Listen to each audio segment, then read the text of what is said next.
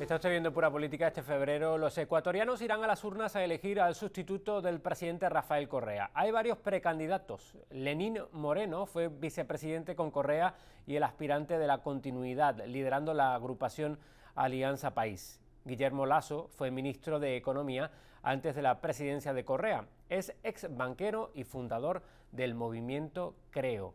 Otro de los candidatos es Paco Moncayo, general de las Fuerzas Armadas. Fue diputado y alcalde de Quito. Y hay más.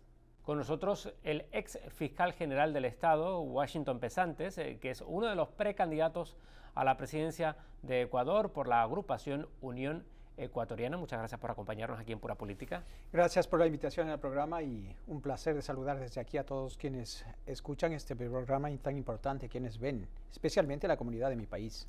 Díganos, señor Pesantes, ¿ofrece usted cambio o continuidad a las políticas del presidente Rafael Correa?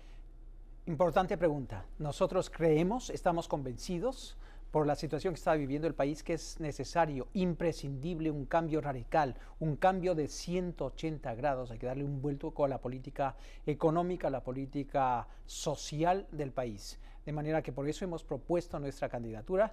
Desde hace aproximadamente 6 meses estamos organizándonos en todo el país y hoy difundiendo nuestros principios acá a la comunidad ecuatoriana en Estados Unidos.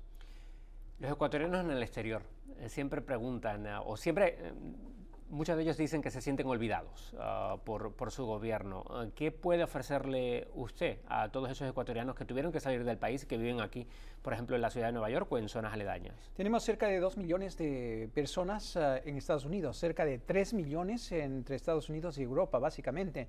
Y han sido vistos, desgraciadamente, ellos salieron masivamente a partir de este siglo, es decir, en el 2000-2001, por la crisis bancaria que provocaron en el país, y ellos han sido vistos como proveedores de recursos simplemente.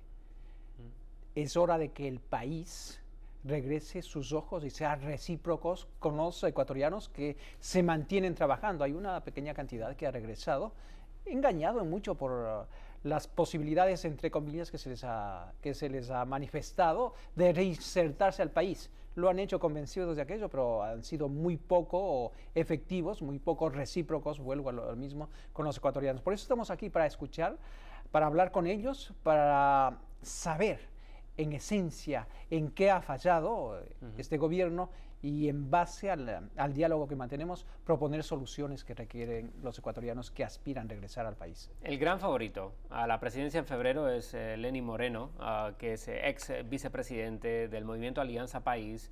Muchos se preguntan por qué la oposición o por qué grupos opositores a Alianza País, a la agrupación del actual presidente Rafael Correa, por qué no se unen entre ustedes para representar una verdadera candidatura opositora al movimiento Alianza País en este momento.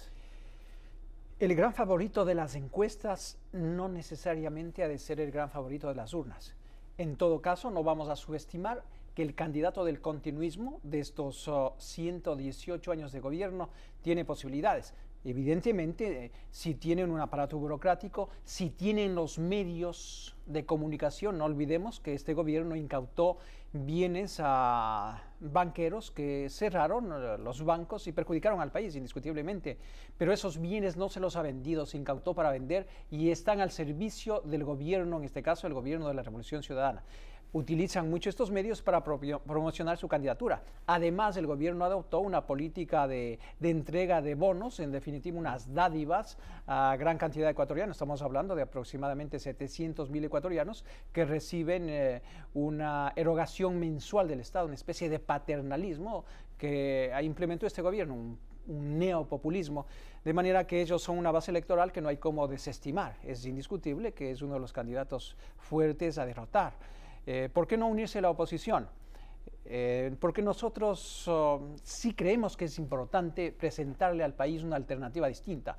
Desgraciadamente el país se ha polarizado entre el presidente de la República, que va a estar 10 años, en enero 15 del próximo año habrá cumplido 10 años ya en el poder y estamos viendo lo que sucede, crisis en todos los órdenes. Tiene usted ejemplos alrededor, tiene el ejemplo de Venezuela, donde hasta que no se unió la oposición no pudo representar una alternativa electoral significativa a los gobiernos de Hugo Chávez y ahora de Nicolás Maduro. ¿Por qué no unirse y representar una alternativa electoral creíble en este momento en Ecuador? Nosotros creemos que es importante dialogar y de hecho hemos dialogado. Creemos que es importante la unidad, pero tenemos que ir más allá porque quienes gobernaron el país históricamente y particularmente los 10 años anteriores a Correa, desde el 97 hasta el 2007, crearon un ambiente de total incertidumbre, de inestabilidad política y económica. Ellos son los responsables de la crisis bancaria, ellos son los responsables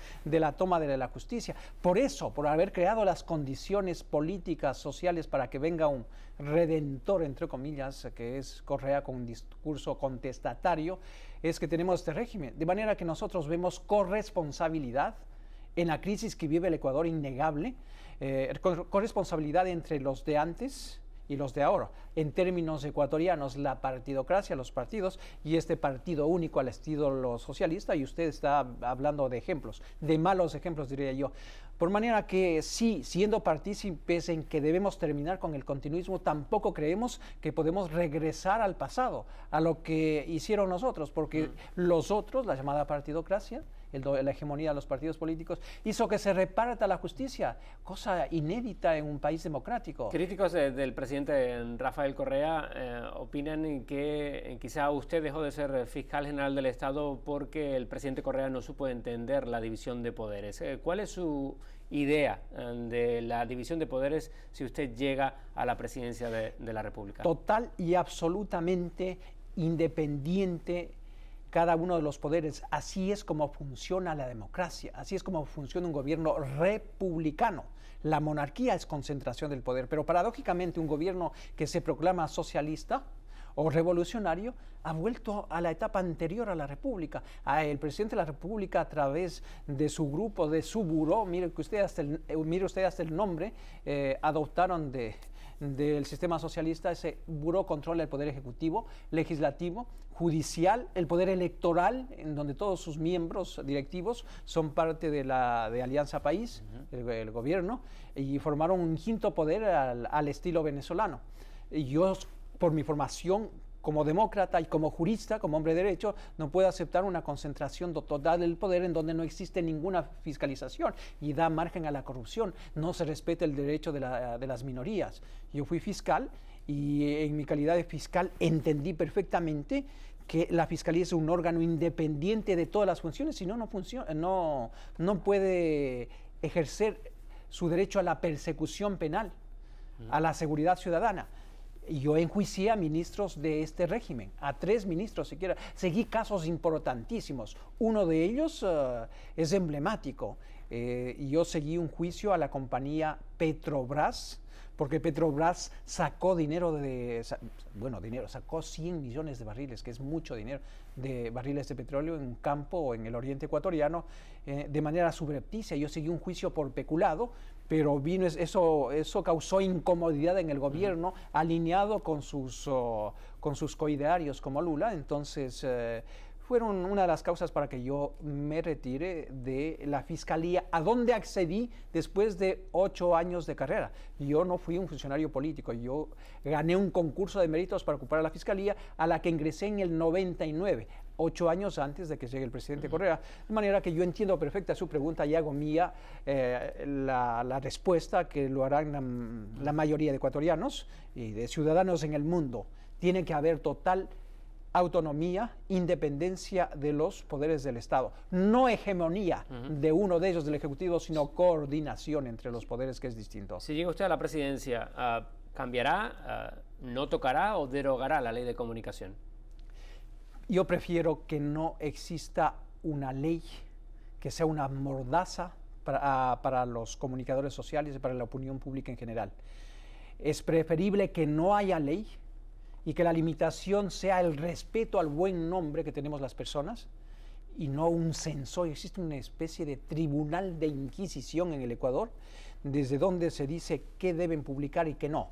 porque en esta temporada, desde su vigencia, que no son más de unos 3 años, hay una superintendencia que controla contenidos y que ha sancionado a más de 200 periodistas, e inclusive de una manera ilegal, porque quien ejerce la presidencia de ese tribunal de la Inquisición, de esa especie de Torquemada, lo que hicieron es omitir ciertas palabras, hacer una edición, y en base a esa omisión han sancionado en los últimos meses a periodistas. Realmente escandaloso. Un país donde no hay libertad de opinión, no hay libertad de prensa, no hay ninguna libertad.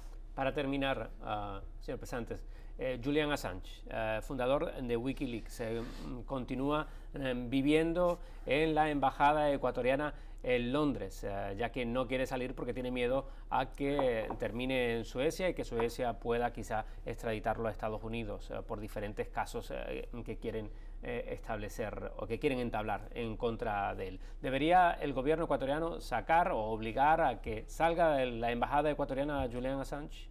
Son 4 años de incomodidades que nos ha causado la presencia del señor Julian Assange. Él es un hacker. Nosotros creemos, yo particularmente lo creo como jurista, que debe haber una negociación directa, una intervención directa del Estado ecuatoriano con los países involucrados, en este caso el país que solicita la extradición, que es Suecia, por 2 delitos sexuales, y obviamente a Inglaterra, con quienes han causado muchas incomodidades, más aún cuando el señor Assange continúa en su política de hackeo, e inclusive en los últimos tiempos se ha denunciado que estaría favoreciendo a una de las candidaturas acá en Estados Unidos, cosa que es una intromisión grosera a nuestra soberanía, de manera que reconociendo que existe una institución universal que es el derecho de asilo, sin embargo ese problema lo debemos resolver inmediatamente, porque no podemos darle asilo sin beneficio de inventario a un señor como Assange. ¿Se hicieron bien las autoridades ecuatorianas cortándole la conexión a Internet a Julian Assange en las últimas semanas? Toda institución, el asilo, tiene sus reglas que tienen que cumplirse. Usted, si es asilado en un país, no puede intervenir en la política interna de ese país. De manera que el señor... Porque se dice que estaba participando, o sea, estaba intentando influir en las elecciones de Estados Unidos. Se dice, y eso ya hasta cierto punto se ha evidenciado, era obligatorio, era urgente que, y si lo ha hecho el gobierno, si no es cuestión de haberle cortado un cable solamente, debían haberle recordado que él está, en definitiva, figuradamente en territorio ecuatoriano y que no tenía por qué intervenir en situaciones de esta naturaleza, de manera que es elemental lo que ha hecho el gobierno, si es que lo ha hecho voluntariamente o simplemente por alguna circunstancia se cortó alguna conexión. Washington Pesantes, ex fiscal general del Estado de Ecuador y precandidato a la presidencia de Ecuador por la agrupación Unión Ecuatoriana. Muchas gracias por habernos acompañado. Muy agradecido con ustedes. Unión Ecuatoriana Listas 19. Nos pueden ubicar nuestro pensamiento político, nuestra declaración de principios, nuestro programa de gobierno, nuestras respuestas a los ecuatorianos migrantes a través de www.unionecuatoriana.com.es o con mi nombre en Facebook, Washington Pesantes. Muchísimas gracias por la invitación. Y como le deseamos a todos los candidatos que vienen aquí, mucha suerte. Gracias.